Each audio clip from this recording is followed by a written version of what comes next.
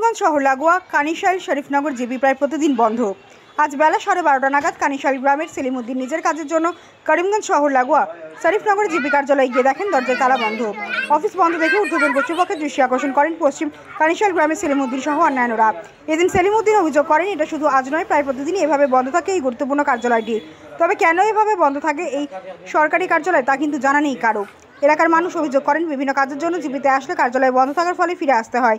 তাই এই জিপি কার্যালয়ের কাজকর্মের হাল ফেরাতে আসাম সরকার সহ জেলা আয়ুক্ত মৃদুল যাদবের ও জেলা পরিষদের সিও লক্ষ্মীনন্দন শহরিয়া সহ ঊর্ধ্বতন কর্তৃপক্ষের দৃষ্টি আকর্ষণ করেন তারা।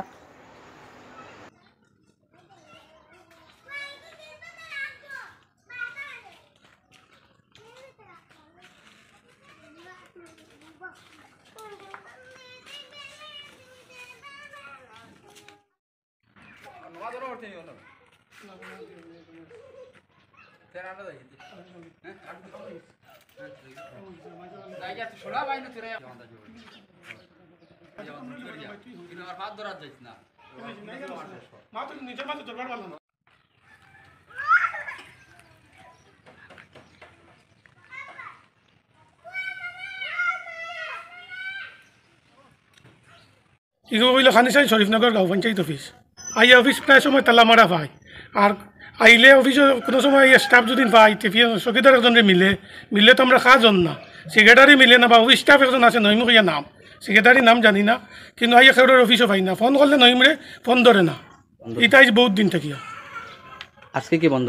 আজকেও তো বর্তমানে বন্ধ, আপনার দেখিলেন তালা মারা আছে বর্তমানে, এট টাইম তালা মারা।